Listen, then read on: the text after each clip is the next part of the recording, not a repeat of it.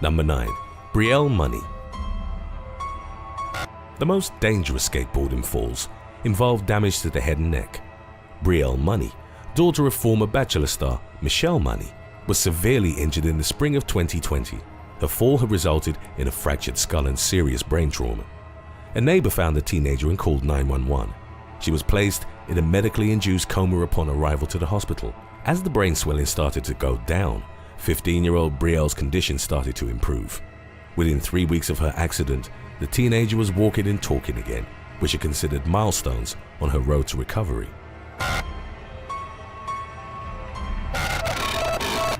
Skateboarding is nowadays a massively popular action sport, but its origins aren't exactly clear. One may argue that the proto-skateboard was born once wheels were attached to a short, narrow board, and there's no definitive timeline for such developments. That being said, many credit crate scooters created in the 1940s as precursors. The modern skateboard most likely appeared in the early 1950s in California as surfers were looking for something to do while the waves were flat. Skateboarding was initially known as sidewalk surfing and gradually increased in popularity. The early 1970s saw a critical development in the sport when Frank Nasworthy introduced polyurethane wheels, which greatly improved traction and performance. As manufacturers experimented with better materials and riders expanded on the styles of skateboarding, a comprehensive culture of self-expression emerged. The underground sport rose to become a global phenomenon and even a profession from which the very best could earn millions of dollars. Number 8. Steve-O. Stephen Gilchrist Glover, better known as Steve-O, ended up with casts on both legs in the aftermath of a skateboarding stunt. It involved the Jackass star jumping off a tall wooden structure with his skateboard, just as a car drove through it. The first 2 tries had gone over without injury, but the third left Steve-O rolling in pain on the concrete. He'd broken his left heel and his right ankle in 3 places, but otherwise hadn't sustained any life-threatening injuries. As a recovering addict, Steve-O would have to face his rehabilitation without the aid of painkillers. Number 7. FELAN WOOTEN. In August of 2019, skateboarder FELAN WOOTEN was hit by a car as he was trying out a trick in New Orleans, Louisiana. One of his friends captured Wooten's horrific accident. He rode down the slope of an embankment and landed on a side road. Within moments, a car struck him hard from behind and sent Wooten flying. He was rushed to the hospital, where doctors determined he'd suffered multiple fractures to his pelvis and sacrum. His surgery took about 5 hours and involved the introduction of multiple screws, plates, and external stabilizers. For at least 3 months, the teenager would have to use a wheelchair to get around. The impact of skateboarding is undeniable. Not only is it popular with use across the world, but it's also an industry with an estimated annual revenue of close to $5 billion. The athleticism required of top riders was further recognized by the decision to include the sport in the 2021 Summer Olympics in Tokyo. Skateboarding had evolved to include various styles and competitive formats. Freestyle skateboarding focuses on tricks, fluidity, and motion, while street skateboarding blends moves with urban obstacles. Vert skateboarding is historically rooted in riding emptied backyard swimming pools. Practitioners commonly use a ramp to transition from a horizontal to a vertical plane and perform daring aerial moves. There are also styles of skateboarding that don't focus on tricks but are solely based on riding as fast as possible, whether downhill, through a skate park, or in the city. Skateboarding can also simply represent a means of transportation in an urban environment. The advantages cited in using skateboards to get around include eco-friendliness, portability, and it being a form of exercise. Number 6. Barry Dudding. When it comes to skateboarding related injuries, this one is rather unusual, as Barry Dudding was walking on the promenade on Australia's North Stein Beach.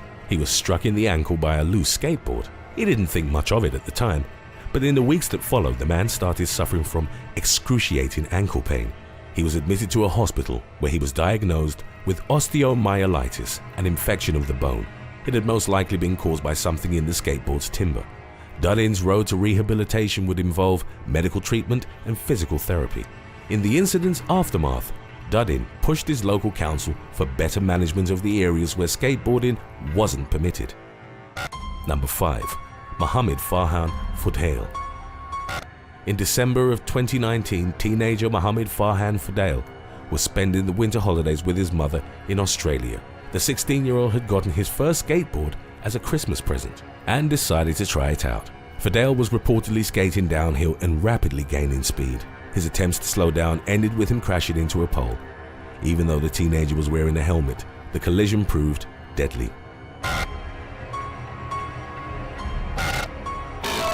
Skateboarding deaths are rather rare, but comparatively, injuries are quite common. Cuts, scrapes, bruises and sprains are to be expected fairly regularly.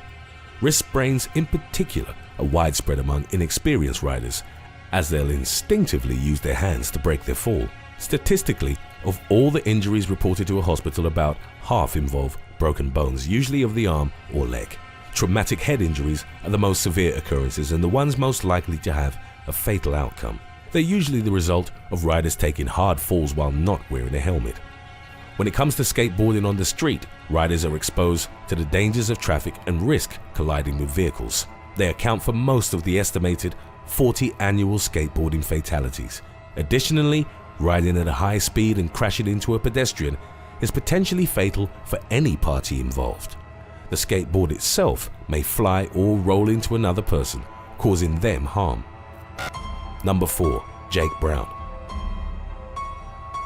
At the 2007 Summer X Games held in Los Angeles, Australian skateboarder Jake Brown suffered one of the most brutal falls ever caught on camera.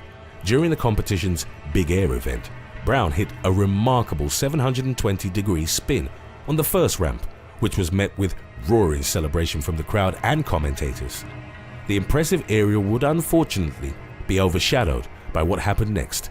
As he transitioned into the second ramp, Brown lost control of his skateboard right as he got vertical. This caused him to fall 45 feet, which is almost like dropping from atop the Hollywood sign or out of a 4-story building. One of the commentators referred to it as the heaviest slam the competition had ever seen. Brown landed on the ramp below, and the sheer impact resulted in both his shoes flying off of his feet. He was unconscious for a few minutes, and many in attendance started fearing for the worst. Brown was able to walk off the ramp by his own strength, stunning those who'd witnessed his horrifying fall. The incident left him with fractures in his wrist and vertebrae. He'd also suffered a concussion and a ruptured spleen, as well as a bruised liver and a bruised lung. Brown shocked the world again 2 years later when he returned to the X Games and won a gold medal. Number 3. Joseph Stanton. Longboards are similar to skateboards but wider, faster, and usually used for cruising or downhill racing. On the first day of summer in 2010, Joseph Stanton suffered a longboarding accident that would forever change his life. The 16-year-old, an All-American swimmer, wasn't wearing a helmet and suffered a traumatic brain injury. Doctors were certain the teenager was going to die as the damage to his brain was extremely severe. Stanton managed to pull through but had to spend over a year in the hospital. He could no longer move his body, breathe, or eat unassisted. Blinking, albeit done sporadically, became the only way he could communicate in the years that followed. Today's topic was requested by Instagram follower @ClownCorey.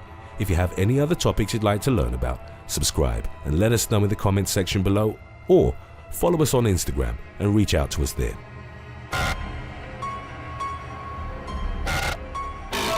Skateboarding is fundamentally an expression of freedom, but it does come with a notable degree of risk.